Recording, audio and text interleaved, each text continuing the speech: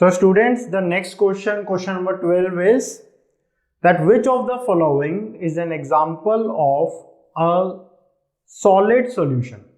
तो solid solution का मतलब क्या है कि हमारा जो solute और जो solvent है वो दोनों ही मेरा क्या है, solid है। ठीक है, तो ये solid solution हो गया मेरा। वैसे solid में हमारा सॉल्यूट जो है वो वेरी कर सकता है, बट देखते हैं। तो हमारा पहला है सी वाटर। तो सी वाटर में क्या है, नमक है मान लो, वो मेरा सॉल्यूट है, और ये क्या है, सॉल्वेंट इज वाटर। तो ये मेरा सॉलिड नहीं है, ये सॉलिड लिक्विड गैस कुछ भी हो सकता है। ठीक है, यहाँ पे ये मेरा सॉलिड लिक्विड गैस कुछ भी हो सकता है, but the solvent has to be solid. तो यहाँ पे water is not a solid, तो option A is wrong. The second option is sugar solution. तो शुगर में भी यही है कि सॉल्यूट ऑफ NaCl की जगह क्या हो गया, मेरा शुगर हो गया है, but the solvent is still water. तो ये भी मेरा सॉलिड सॉल्यूशन नहीं है। नेक्स्ट इज, तो स्मोक क्या है मेरा, स्मोक में जो मेरा सॉल्यूट है वो मेरे जैसे डस्ट पार्टिकल हो सकते हैं, मतलब पार्टिकल्स है, सॉलिड पार्टिकल्स है। और ये क्या है, सॉल्वेंट मेरा गैस है, एयर। तो गैस के अंदर, तो यहां पे भी ये सॉलिड नहीं हुआ, तो this is also not a solid solution. The next is 22 carat gold. तो 22 कैरेट गोल्ड, ये बिल्कुल 22 carat gold is an alloy. 22 carat gold is alloy.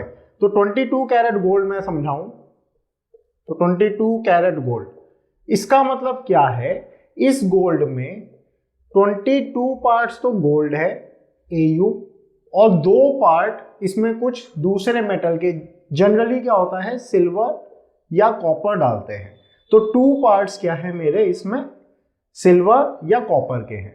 तो देखो यहां पे ये मेरा क्या हो गया, सॉल्वेंट, और ये मेरा क्या हो गया, दिस इज द सॉल्यूट। तो देखो यहां पे सॉल्वेंट क्या है, गोल्ड है, गोल्ड इज अ सॉलिड। तो this is an example of solid solution. तो सॉलिड सॉल्यूशन का example is 22 carat gold. Option D is the correct answer. ठीक है बच्चों।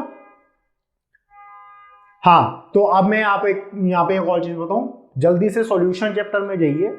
तो सेकंड पेज पे आपको यहाँ पे एक टेबल मिलेगा जहां पे 9 टाइप्स ऑफ सॉल्यूशन है।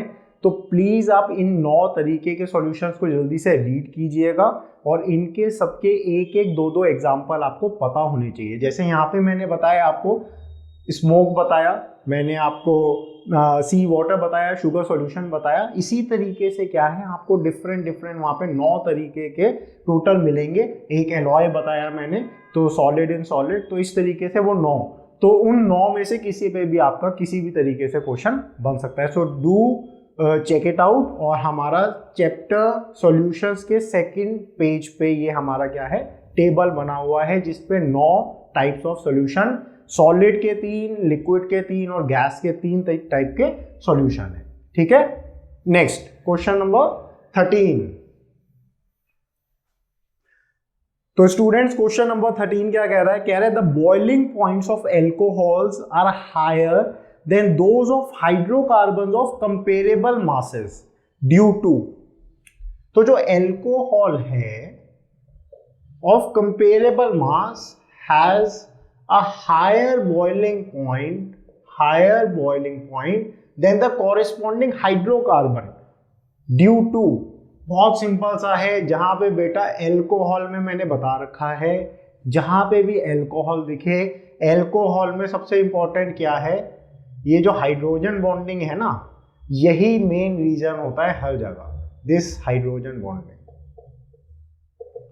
इसी हाइड्रोजन बॉन्डिंग की वजह से जितनी भी अनॉमलस बिहेवियर, अनॉमलस प्रॉपर्टीज है एल्कोहल्स में, वो due to this hydrogen bonding है। OH ये हाइड्रोजन बॉन्डिंग हुई एल्कोहल के अंदर।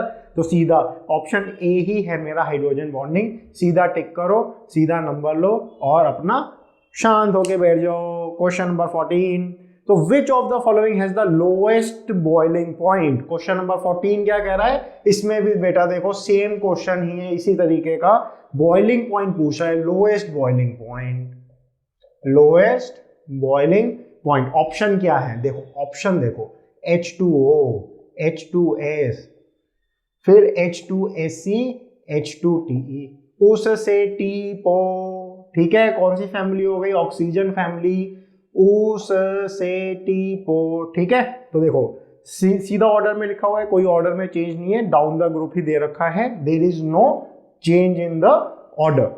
तो डाउन द ग्रुप देखो क्या होता है, साइज बढ़ता है, तो मॉलिक्यूलर साइज बढ़ेगा। देखो इस पर भी हमने पहले भी क्वेश्चन किया था नाना पाटेकर असलानी में, तो वहां पे भी क्या हो रहा था, डाउन द ग्रुप मेरा क्या बढ़ रहा था, मेल्टिंग पॉइंट बॉइलिंग पॉइंट बढ़ता है क्योंकि साइज बढ़ेगा, तो यहाँ पे भी मॉलिक्यूलर साइज बढ़ेगा, तो मेरा डाउन द ग्रुप इंक्रीज करेगा। बट मेरे को क्या बताना है, लोएस्ट बॉइलिंग पॉइंट बताना है। तो लोएस्ट बॉइलिंग पॉइंट किसका हो गया, वाटर का, क्योंकि वाटर सबसे ऊपर है, नीचे जाके बढ़ रहा है। बट अभी क्वेश्चन में क्या बताया, वाटर में भी तो बेटा क्या होगा, OH की वजह से यहाँ पे आपका हाइड्रोजन बॉन्डिंग होगा, तो due to this hydrogen bonding water का जो बॉइलिंग पॉइंट होता है वो एक्सेप्शनली इंक्रीज कर जाता है। तो इसका बॉइलिंग पॉइंट लोअर नहीं हुआ, तो इसके बाद कौन सा हो गया, तो the answer is H2S, hydrogen sulphide will have the lowest boiling point of these options. समझ में आई, याद रहेगा। चलो नेक्स्ट इज क्वेश्चन नंबर 15। तो क्वेश्चन नंबर 15 क्या कह रहा है कि which of the following statement is correct, सही स्टेटमेंट बतानी है। पहली statement, fibrous proteins are generally soluble in water, बिल्कुल गलत स्टेटमेंट है, fibrous proteins are not soluble in water. Second, albumin is an example of fibrous protein, ये भी बिल्कुल गलत है। जो एल्ब्यूमिन होता है that is a globular protein, ठीक है, it's not a fibrous protein, तो ये भी गलत हो गया। सी, in fibrous proteins the structure is stabilised by hydrogen bonds and disulphide bonds, बिल्कुल ठीक है कि भाई फाइब्रस प्रोटीन में मेरा कैसे स्टेबलाइज होगा, ड्यू टू हाइड्रोजन बॉन्ड। अभी देखा हमने एल्कोहल में भी हुआ हमारा, उसी तरीके से इसके अंदर भी हमारा क्या होगा, हाइड्रोजन बॉन्ड और डाइसल्फाइड लिंकेज की वजह से क्या होता है, इस स्ट्रक्चर के अंदर मेरा स्टेबिलिटी आता है, बिल्कुल ठीक है। डी ऑप्शन पढ़ लेते हैं, वैसे जरूरत नहीं है। D option, pH does not affect the primary structure of protein, बिल्कुल करता है, जैसे ही पीएच चेंज करोगे आपका प्रोटीन का प्राइमरी स्ट्रक्चर विल वेरी, तो ये गलत है, तो C option is the correct answer. तो क्वेश्चन नंबर 15 में यहाँ पे कुछ लिखने की जरूरत है नहीं, फैक्चुअल चीजें हैं, सीधा हमने अपने मेमोरी बेस लेके हमने इसको याद करके देख लिया। Done. Question number 16, question number 16 कह रहा है that the major product obtained on reaction of 3-phenylpropene,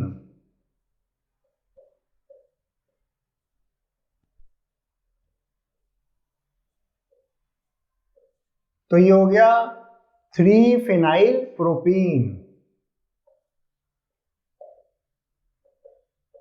ठीक है, CH2 CH CH2 और मेरा बेंजीन रिंग। अब हमने क्या किया है, इसमें HBr डालना है in the presence of peroxide, HBr डालना है in the presence of peroxide. देखो जहां पे भी HBr परऑक्साइड आए इसका मतलब क्या है, एंटी मार्कोनिकोव एडिशन। अब एंटी मार्कोनिकोव एडिशन क्या कहता है बच्चों, simply addition of H and Br। H कहाँ जाएगा, वहां पे जहां पे हाइड्रोजन कम है, हाइड्रोजन कहाँ कम है, यहाँ पे, तो हाइड्रोजन यहाँ आ जाएगा और ब्रोमीन कहाँ रहेगा, यहाँ क्या बन गया ये मेरा, यहाँ बना दूं, ये आ गया Br, ये हो गया CH2, ये हो गया CH2, बन गया।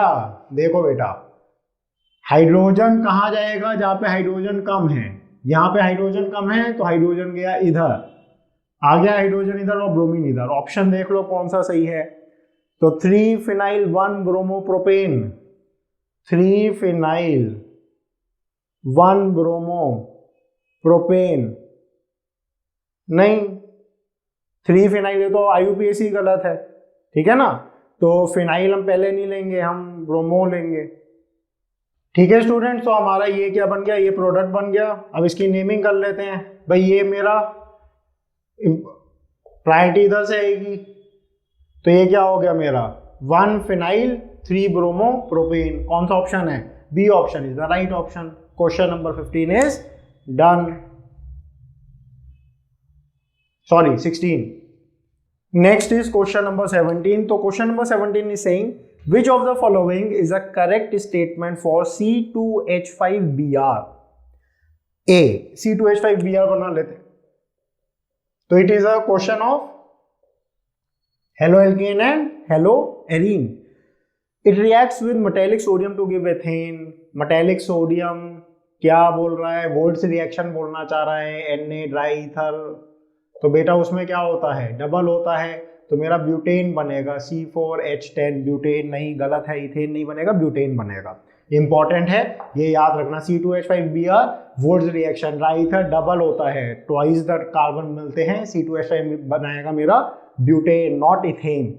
Second, it gives nitroethane on heating with aqua solution of AgNO2। बिल्कुल परफेक्ट बोल रहा है।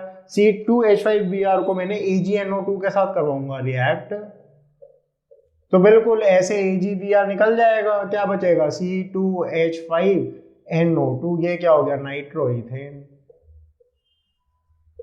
यही कह रहा है वो। It gives nitroethane on heating with aqua solution of AgNO2। तो second option is the correct option. Next question बहुत अच्छा क्वेश्चन है, बहुत ही अच्छा क्वेश्चन है बेटा, इसको इंपॉर्टेंट मार्क कर लेना। ये जेईई और नीट तक में आपसे पूछा जा सकता है। क्वेश्चन देखो क्या कह रहा है। कह रहा है covalency of nitrogen is restricted to 2, 3, 4 और 5। तो बहुत ही अच्छा क्वेश्चन है। कोवैलेंसी का मतलब होता है कि भाई नाइट्रोजन कितने बॉन्ड्स बना सकता है, ठीक है ना। तो नाइट्रोजन देखो, नाइट्रोजन का एटॉमिक नंबर है 7, 1s2, 2s2, 2p3। तो एकदम आप जल्दी से सोचोगे तो कहोगे कि भाई इसके आउटर मोस्ट p में 3 इलेक्ट्रॉन हैं, 1, 2, 3 सिंगली ऑक्यूपाई है, ठीक है, सिंगली ऑक्यूपाई है, तीनों में एक एक इलेक्ट्रॉन आएगा। फिर तुम सोचोगे हाँ भाई नाइट्रोजन में ट्रिपल बॉन्ड बनता है, तो कोवैलेंसी हो गई 3, और ऑप्शन क्या? बी मार्क कर दोगे और क्वेश्चन को कर दोगे गलत, 0 नंबर मिलेंगे बेटा, ठीक है। और जेईई और नीट में मिलेंगे -1। तो ये है आंसर गलत। तो आप कहोगे कि आंसर सही क्या है? बेटा देखो ये बिल्कुल ठीक बात है कि ये जो 2p के 3 इलेक्ट्रॉन हैं ये मेरे 3 बॉन्ड बनाएंगे। N2 जैसे NH3 परफेक्ट है। तुम गलत नहीं सोच रहे हो, मेरे बिल्कुल प्यारे बच्चे हो, तुम बिल्कुल सही सोच रहे हो। बट तुम एक और मॉलिक्यूल याद करो, एक आयन याद करो, NH4+। ये H को ये लोन पेयर, ये जो इलेक्ट्रॉन है ना, ये ऐसे डोनेट करके NH4+ भी बनाता है, अमोनियम आयन। अब ये बताओ अमोनियम आयन कैसे बनाएगा? 1, 2, 3, 4। तो कोवैलेंसी क्या हो गई? नाइट्रोजन की कोवैलेंसी 4 है। इसको याद रख लो, इसको जो है ना बिल्कुल अपने कंप्यूटर में फिट कर लो, आराम से देखो, दोबारा से देखो। कोवैलेंसी नाइट्रोजन की बेटा 3 नहीं है। नाइट्रोजन मॉलिक्यूल से कंफ्यूज मत हो जाना, NH3 देख के कंफ्यूज मत हो जाना। याद रखना अमोनियम आयन NH4+। देखो 1, 2, 3, 4, तो there are 4 bonds in this. इस वजह से nitrogen has a covalency of 4, ठीक है। हाँ 5 नहीं हो सकता, बिल्कुल नहीं हो सकता, क्योंकि ये दोनों ने क्या किया? एक ही बॉन्ड बनाया ना बेटा। 5 बॉन्ड कैसे बनाएगा? ये 2 तो लोन पेयर की तरह से डोनेट होंगे ना, 5 कैसे बॉन्ड बना लेगा? मेरे को बताओ। 5 के लिए तो क्या करना पड़ेगा? इसको 2D में जंप करवाना पड़ेगा। 2D है इसके पास? है? अरे बच्चों 2D इसके पास तो 2D होता ही नहीं है, तो 5 नहीं कोवैलेंसी दिखाएगा। It can not form 5 bonds but it can form 4 bonds in ammonium. हाँ बहुत अच्छा है जी, 5 क्यों नहीं? सर ये 2 इलेक्ट्रॉन है। बेटा 2 इलेक्ट्रॉन बनाएंगे तो एक ही बॉन्ड ना, कोऑर्डिनेट बॉन्ड बनाया। बहुत अच्छा क्वेश्चन पूछा है। तो ये बिल्कुल सही बात है कि हमारे 4 ही बनाएंगे, 5 इलेक्ट्रॉन का मतलब ये नहीं कि 5 बॉन्ड बनाएगा। बहुत अच्छा क्वेश्चन है, बहुत प्यारा, ठीक है। तो ये इसी तरीके से देखना है। तो कोवैलेंसी 4 रहेगा, ये याद रख लो इस चीज को। ये कहीं पे भी आ सकता है, बहुत जगह पे ये क्वेश्चन पूछा जाता है और बहुत बार पूछा भी गया है, ठीक है, ओके। नेक्स्ट क्वेश्चन नंबर 19 तो कह रहा है solubility of gases in liquids decreases with rise in temperature because dissolution is n।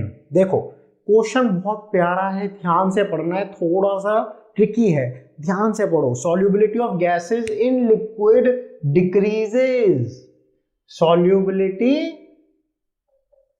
decreases with increase in temperature।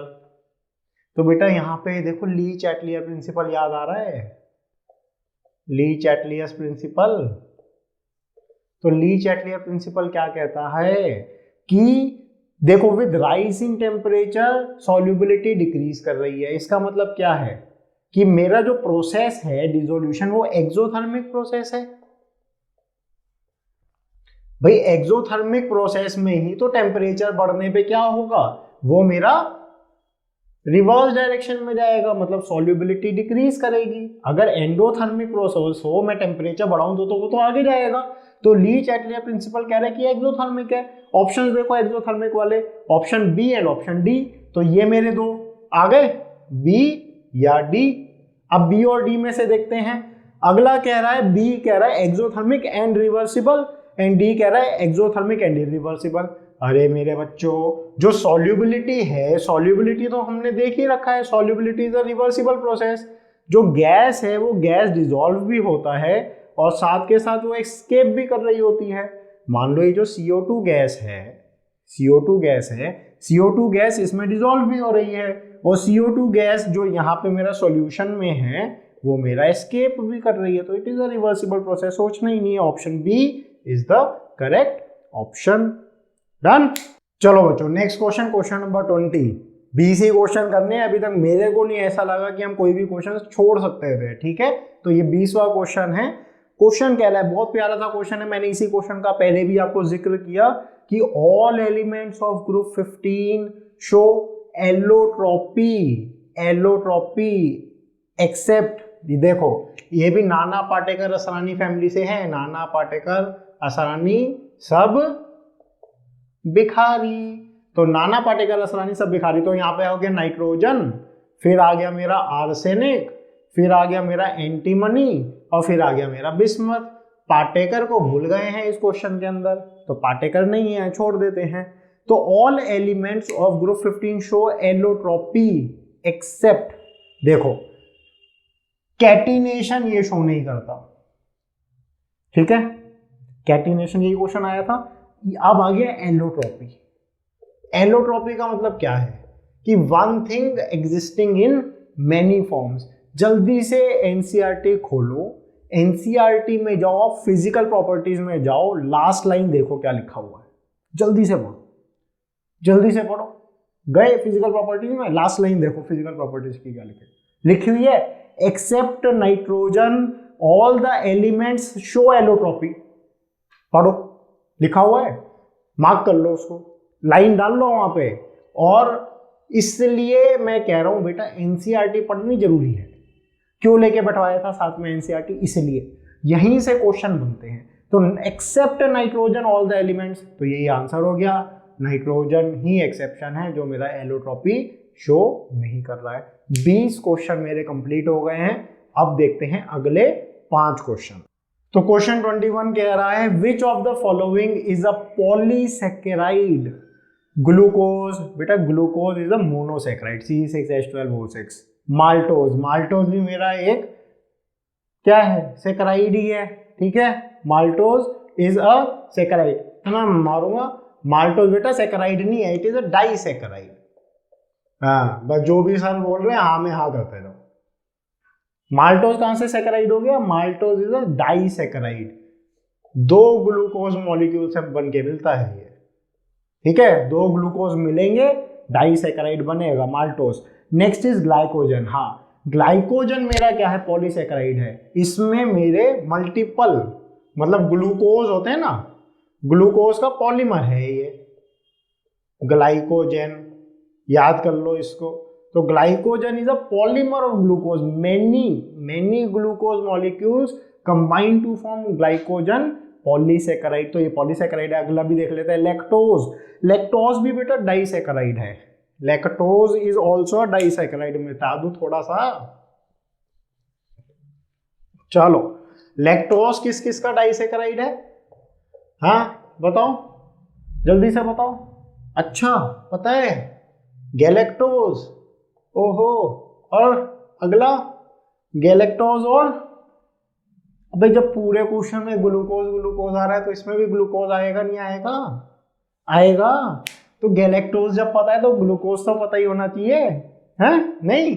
चलो lactose is a disaccharide of glucose and galactose. चलो question 22, substance having the lowest boiling point. बार बार boiling point दे रहा है बेटा, ये जो है ना गाढ़ बांध लो, boiling point, melting point, down the group बढ़ेंगे, जहां पे हाइड्रोजन बॉन्डिंग होगी, HOH वाटर होगा, वहां पे थोड़ा ध्यान से देखना। वहां पे क्या होता है, उस हाइड्रोजन बॉन्डिंग की वजह से उसका बॉइलिंग पॉइंट मेरा इंक्रीज कर जाता है। जहां पे ऑर्थो मेटा पैरा होगा वहां पे ध्यान से देखना, पैरा की एक अच्छी सिमेट्रिकल स्ट्रक्चर होने की वजह से लैटिस में अच्छे से फिट होते हैं, तो उसकी वजह से मेल्टिंग पॉइंट बढ़ जाता है। फिर से क्वेश्चन नंबर 22 कह रहा है, which substance has the lowest boiling point, hydrogen, oxygen, nitrogen, helium. ठीक है बेटा, इसमें सोचना ही नहीं है, सीधा हीलियम।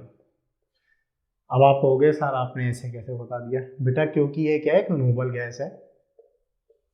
ठीक है बच्चों, तो हीलियम अपने स्मॉल साइज और एटॉमिक मास की वजह से it will have the lowest boiling point. Question 23 कह रहा है, lower molecular mass alcohols are, lower molecular mass alcohols are miscible in limited amount of water. बेटा मैं इस क्वेश्चन के लिए ना फिर एनसीईआरटी में जाओ, alcohol phenol ether, alcohol phenol ether में जो एल्कोहल्स हैं उनकी आ जाओ, या फिजिकल प्रॉपर्टीज में हो, एल्कोहल फेनॉल की आपको फिजिकल प्रॉपर्टीज मिलेगी, वहां पे आएगा सॉल्युबिलिटी, डायग्राम बना हुआ होगा, वहां पे हाइड्रोजन बॉन्डिंग होगा, एल्कोहल है तो फिजिकल प्रॉपर्टी में हाइड्रोजन बॉन्डिंग इस तरीके का OH। ठीक है, तो जाओ वहां पे देखो, वहां पे फिजिकल प्रॉपर्टीज में लिखा होगा, सॉल्युबिलिटी में लास्ट लाइन पढ़ो, लास्ट लाइन देखो जल्दी से क्या लिखा हुआ है। वहां पे लिखा हुआ है बेटा कि alcohols of lower molecular mass are miscible in water in all proportions. जो छोटे जैसे इथेनॉल का एग्जांपल ले लो, ठीक है, इथेनॉल का एग्जांपल ले लो, तो इथेनॉल जो है वाटर में हर प्रोपोर्शन में आप सॉल्यूबल है, कुछ भी डालो, चाहे आप 10 पार्ट्स एल्कोहल लो 90 पार्ट्स वाटर लो, ठीक है, या आप 90 पार्ट्स एल्कोहल लो 10 पार्ट वाटर लो, हर रेशो में आपका ये जो इथेनॉल है या जो लोअर एल्कोहल्स है, मेथेनॉल, इथेनॉल, प्रोपेनॉल, ब्यूटेनॉल तक मान लो, तो ये सब क्या है, in all proportions they are highly soluble in water. ठीक है, एनसीईआरटी पढ़ी, हाँ देखा। चलो क्वेश्चन 24, तो maximum oxidation state exhibited by chlorine is. बेटा ये तो मेरे ख्याल से है ना 11वीं कक्षा का क्वेश्चन है, गलती से 12वीं में पूछ लिया। क्लोरीन है बेटा, क्लोरीन में आउटर मोस्ट 7 इलेक्ट्रॉन्स हैं और ये 7 के 7 छोड़ सकता है, +7 HClO4 पर क्लोरिक एसिड। ठीक है, H+1 ये -2, इसको X लो तो 1 + X - 4 × 2 ले लो, मैं उधर ले गया तो X क्या आ गया, =0, तो X +7, तो it can lose all the 7 electrons. Chlorine की एक खासियत है, तो इट कैन -1 2 + 7 कुछ भी शो कर सकता है, तो मैक्सिमम ऑक्सीडेशन स्टेट इज +7। बहुत इजी क्वेश्चन था। क्वेश्चन 25 फिर से एक इजी सा क्वेश्चन आ गया है, in which of the following cases blood cells will shrink. Blood cells shrink करने हैं, ये मान लो ये ब्लड सेल है बेटा, ठीक है, हमने ऑप्शन पढ़ना ही नहीं है। ब्लड सेल श्रिंक कब करेगा, जब इसमें से पानी बाहर आएगा, जब इसमें से पानी बाहर आएगा। पानी कब बाहर आएगा, जब बाहर पानी कम होगा, जब बाहर पानी क्या होगा, कम होगा। जब बाहर पानी कम है तो सॉल्ट की कंसंट्रेशन क्या होगी, ज्यादा होगी, समझ में आ गया। दोबारा से देखो, ब्लड सेल को श्रिंक करवाना है। श्रिंक कब करेगा? जब इसमें से पानी बाहर आ जाएगा। पानी बाहर कब आएगा बेटा? इक्विलिब्रियम मेंटेन करना है ना। सॉल्वेंट क्यों मूव कर रहा है? पानी क्यों मूव कर रहा है? पानी इसलिए मूव कर रहा है क्योंकि बाहर पानी कम है। पानी कम है मतलब क्या है? सॉल्ट ज्यादा है। क्वेश्चन ऑप्शन देख लो, when placed in water containing more than 0.9%। भाई अंदर हमें पता है ना ब्लड में कंसंट्रेशन क्या है? 0.9% है। तो बाहर क्या है? सॉल्ट ज्यादा है, 0.9% से ज्यादा। A option is the correct option, ज्यादा सोचना ही नहीं है। तो यहाँ पे हमने सेक्शन ए के 25 जो हमारे एमसीक्यूज थे या जो मेरे सिंगल चॉइस क्वेश्चन थे वो मैंने यहाँ पे कंप्लीट कर दिए हैं। स्टे ट्यून्ड, बहुत जल्दी ही मैं सेक्शन बी और सेक्शन सी के लिए भी यहाँ पे वीडियो अपलोड करने वाला हूँ। और सेक्शन ए में कुछ आपको डाउट हो या आपको कुछ और जानना हो, समझना हो, तो प्लीज आप मेरे को कमेंट करके मेरे से वो पूछ सकते हैं।